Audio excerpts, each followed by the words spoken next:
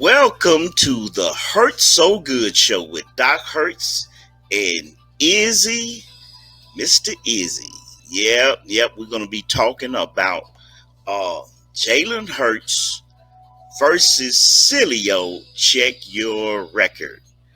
And what I want you to do, those of you tuned in, listening in, I would like for you to subscribe, like for you to share, to send it out, and so that we can be seen and people can start hearing what the Hurts got to say about it. As Mr. Izzy say, talking about Hurts business. Like to say anything before we get started, Mr. Izzy?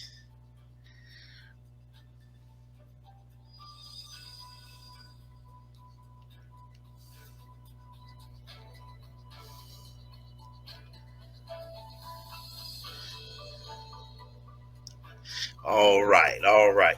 What we want to talk about first is for a while now we've had what we call the Hurts haters. Yeah, the Hurts haters. They hate on Hurts for no reason, and we see that there is no excuse for it.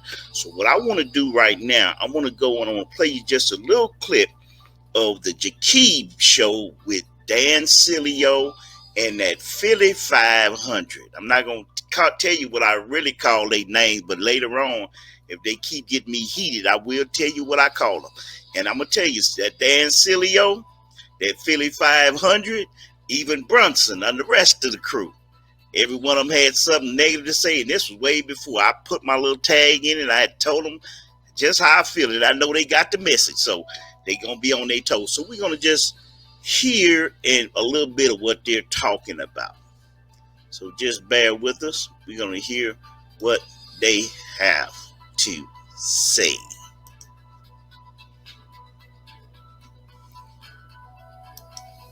How you feeling?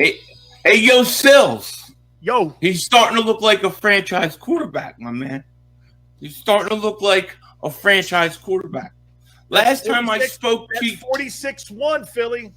I don't care if it's 50.2. He's looking like it, man. Listen, last time I talked to you was right before the Minnesota.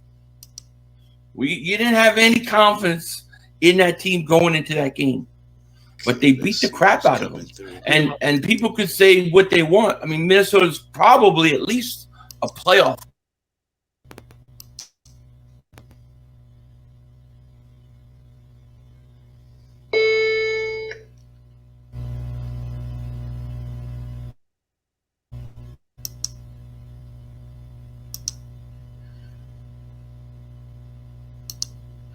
Okay, it doesn't seem like we're picking their voices up. Try it again.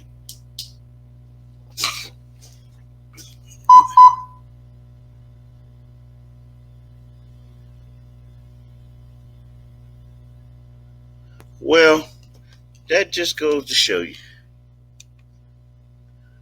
Team. Yes.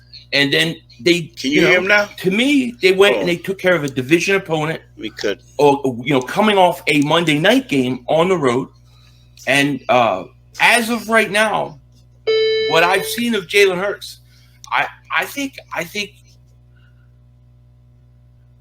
we're gonna stop for a minute. You got to give it to him if he can stay consistent the rest of the year. I want to throw this at you. I had Rob Ellis out early, and I want to see if you're seeing the same thing I am. Okay. He's doing. If you take these three games that he played, Philly, the Detroit game, Minnesota game, and Washington game have been completely different attacks. And that makes it so much more to prepare for on what and who you're seeing. He had to run for his life because the O-line didn't pass protect that well. Got the job done. Against Minnesota, he was flawless. Throwing the ball. Hell, against the Commanders, he barely ran, and he was controlling. His pocket presence and field presence have been the most impressive thing, along with the accuracy, have been the most impressive thing so far that we've seen in this early season. Is that fair? I totally 100% agree. Yes. So you know what? The best pass, he's made some really nice passes, but I think it was a Monday night game pass to Goddard between two guys. Goddard actually drops the ball, but I didn't see that from Jalen Hurts a year ago. I didn't see that kind of accuracy.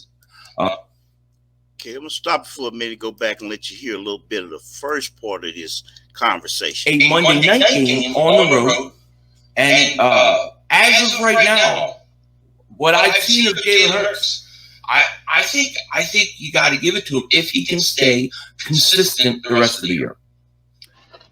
I want to throw this at you, and I have Okay, we hear that. been with us. All right, homie. How you feeling? Hey, yo, Sills. Yo, He's starting to look like a franchise quarterback, my man. He's starting to look like a franchise quarterback. Last time I spoke to you, 46-1, Philly. I don't care if it's 50.2. He's looking like it, man. Listen, last time I talked to you was right before the Minnesota game. You didn't have any confidence in that team going into that game, but they beat the crap out of them. And people can say what they want. I mean, Minnesota's probably at least a playoff team. Yes. And then they, to me, they went and they took care of a division opponent, or coming off a Monday night game on the road. Okay, I'm gonna go back and switch to you. Want to talk about now? What do you got to say about them guys before I light into them? Well, I'm very surprised that Philly 500 is still attempting to support Jalen. If you look back on Philly 500 and what's his name? There's a guy by the name of Joey Shakes. Joey Shakes. These two individuals, the day he was drafted, they were cursing. And Eagle fans were just so bewildered. And the problem is the Eagles fans, Jalen has been the best thing that happened to them. You look at the players that he's been able to provide them off his salary. So these guys hold no credibility. They're pretty much couch coordinators who think they have all the ideas, but if it would have been up to them, they would have had any quarterback besides the quarterback they have. It would have been Kyler Murray. It would have been Russell Wilson. It would have been Deshaun Watson. So a lot of these couch coordinators, all they do, they're like on the beach. They just roll with the tide. These guys are big anchors. These are big anchors who just sit back and they hold down a fan base. But the good thing is they're not the owner. They're not a coach. These are just couch commentators who just run their mouth, and that's all they're good for. Okay, well, I'll just say this. You go, if we look back when they started and was listening to them, they wouldn't have had no quarterback because they wouldn't have even picked a quarterback. They said they shouldn't have picked the quarterback, so they wouldn't even have Jalen. They wouldn't have had Deshaun and all those other guys because they wouldn't even have picked the quarterback. But that being said, what I want to say about them, and then many of them didn't even take the time just to look at the record. Jalen has always been a winner. Jalen has always been a winner. Many of them don't even go back and to understand where he comes from. Jalen's record was one of the best records that they was. I think there's only one quarterback who may have had more wins than him. I think that was Trevor Lawrence, and he had some championships that he won, and maybe two. I don't know, was it three? Do you remember? But I know he won at least two.